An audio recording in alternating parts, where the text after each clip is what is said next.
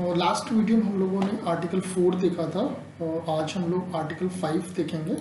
Okay, this is obviously from constitution of India और ये जो भी चीज़ें लिया गया ये डायरेक्टली कॉन्स्टिट्यूशन से ही लिया गया, कोई और दूसरा सोर्स में नहीं यूज़ कर रहा हूँ।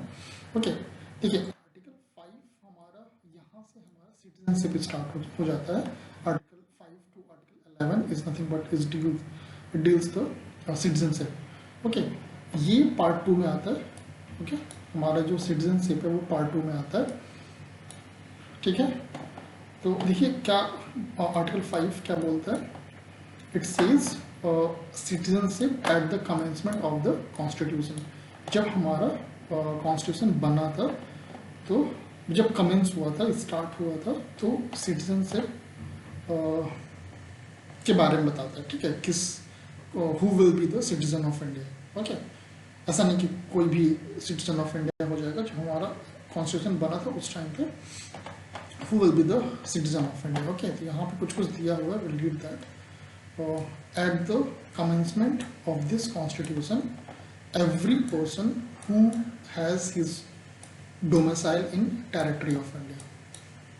Okay, तो obviously जो भी every person जिसका domicile territory of India का है, first sub clause A says, you can say clause A says who was born in the territory of India. ठीक है, तो वो इंडिया का सिटीजन होगा जो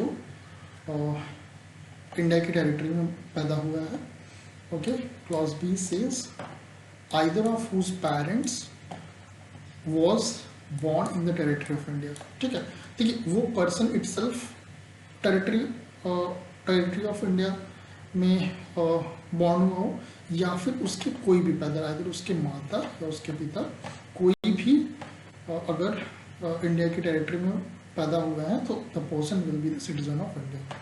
okay, but then clause C says who has been ordinarily resident in territory of India for not less than 5 years immediately preceding such commencement shall be the citizen of India।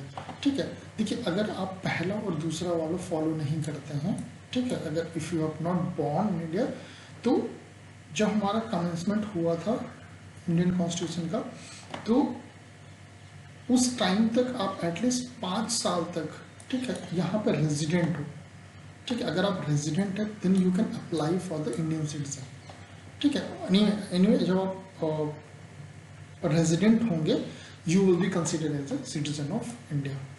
ठीक है, जैसे मान लेते हैं कि कोई दूसरे कंट्री का बंदा है, वो बॉर्न नहीं हुआ लेकिन जब हमारा कॉन्स्टिट्यूशन बना था, ठीक है, तो वो पर्सन ऑलरेडी वहाँ पे 5 साल से रेजिडेंट है। ठीक है, then after the commencement of constitution the person will become the citizen of India. Okay, so these are the 3 grounds under which a person can become the citizen of India when our constitution commenced. Okay, so this is nothing but article 5. I hope you understand that. If you don't understand that, you watch twice and thrice. Okay, so